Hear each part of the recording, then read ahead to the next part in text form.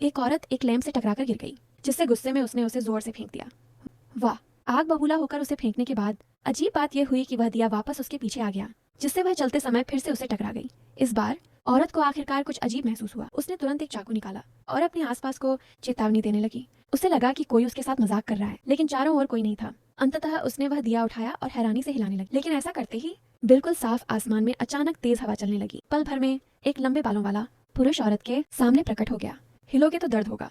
हालांकि उस पुरुष ने उसकी बात नहीं सुनी, बल्कि रेत बनकर उसके पीछे आ गया और उसने औरत की शारीरिक खुशबू गहराई से सूंघी। सूंघने के बाद उसे यकीन हो गया कि यह वही औरत है जिसने उसे 941 साल तक कैद में रखा था। असल में वह इंसानों से पहले अस्तित्व में आया एक जिन्न था। इन जिन्नों के पास अलौकिक शक्तियां और रहस्यमय जादू आने के बाद उन्होंने भगवान को चुनौती देने की कोशिश की, जिससे क्रोधित भगवान ने फरिश्ते भेजकर इन बगावत करने वाले जिन्नों का सफाया कर दिया। खैर, वह एक शांत स्वभाव वाला जिन्न था, इसीलिए बच गया। लेकिन बाद में भगवान ने अगले दिन मिट्टी से इंसानों की रचना की और बचे खुचे जिन्नों को पहले बनाए गए इंसान की आज्ञा मानने का आदेश दिया। सभी जिन्होंने आज्ञा मान ली सिवाय उसके। दरअसल पहला मिट्टी का इंसान केन था। उस समय उसने सोचा कि इंसान तुच्छ और लालची है और उसने अवज्ञा करते हुए भगवान के सामने एक शर्त रखी। वह उस इंसान की 3 इच्छाएं पूरी करेगा जो उसे देखेगा, लेकिन लालची इंसान 3 इच्छाओं का आनंद लेने के बाद नरक में जाएगा, जबकि अगर इंसान शुद्ध निकला तो वह खुद नरक चला जाएगा। इस तरह बिना किसी अपवाद के हर इंसान नरक में गया। हालांकि 933 साल पहले कैन के पूर्वज ने खुद को बलिदान करके दूसरों के लिए तीनों इच्छाएं पूरी कर दी।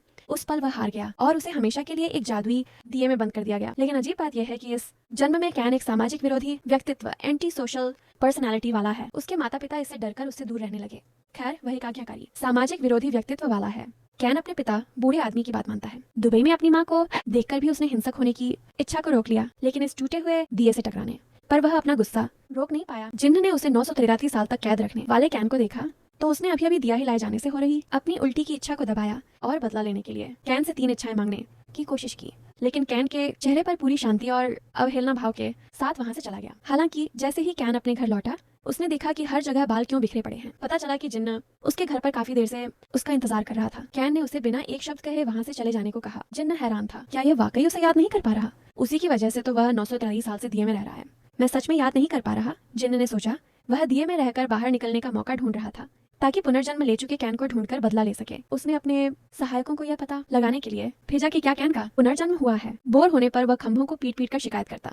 खैर, एक दिन भगवान को पता चला कि वह अभी भी हार नहीं मानना चाहता और उसने उसे पुरानी शर्त जारी रखने की अनुमति दे दी। लेकिन शर्त यह थी कि हारने पर उसकी गर्दन उड़ा दी जाएगी। ये सुनकर कैन को दिलचस्पी हुई और उसने पूछा कि शर्त क्या है। जिन्न ने बताया। भगवान के मंजूरी देने के बाद उसकी मुलाकात कैन से हुई, जिसने उसे हिलाया था। अगली सुबह कैन ने देखा कि जिन्न लगातार उसके पीछे पड़ा हुआ है। अरे क्या बात है, तुम मुझसे क्या चाहते हो? मैं तुमसे दुनिया चाहता हूँ। नियम सीधे हैं, मरे हुए लोग इस्तेमाल नहीं कर सकते। भविष्य, और मैं तुम्हारी इच्छाएं पूरी करूंगा। जिन्न उम्मीद कर रहा था कि कैन इच्छा मांगे और पतन की ओर बढ़े। हालांकि कैन का चेहरा बिल्कुल उदासीन था और वह उसे भगाना चाहता था। खैर, ये अच्छा हुआ कि इस जन्म में उसका व्यक्तित्व सामाजिक विरोधी है। जब वह दुबई के दर्शनीय स्थलों पर घूम रहा था और अपने दोस्त के लिए तोहफा खरीदना चाहता था, तो जिन्न ने कहा, इच्छा मांगो, वह यहाँ की सारी सोना खरीद सकता है। इतने बड़े लालच के सामने कैन ने उसे जाकर अपने बाल कटवाने को कहा। लेकिन फिर अचानक उसने जिन्न से पूछा कि क्या वह उड़ सकता है। इतना सुनते ही जिन्न ने अपनी शक्ति का इस्तेमाल कर दुनिया को उल्टा कर दिया। कैन तुरंत उसकी बाहों में आ गिरा। जब कैन हैरान था, तभी जिन्न ने घमंड भरे अंदाज में उसे लेकर उड़ान भरी, इतनी तेज गति से कि आवाज का धमाका हो गया। कैन ने देखा कि वे एक इमारत से टकराने वाले हैं, लेकिन जिन्न ने उन्हें इमारतों पर टहलने का अनोखा एहसास कराया और फिर एक छलांग में ऊंची हवा में पहुंच गया। वे दुबई की सबसे ऊंची इमारत पर पहुंच गए। यह सब करने के बाद कैन को यकीन हो गया कि यह सच में जिन्न है। मैं सच में एक जिन्न हूँ।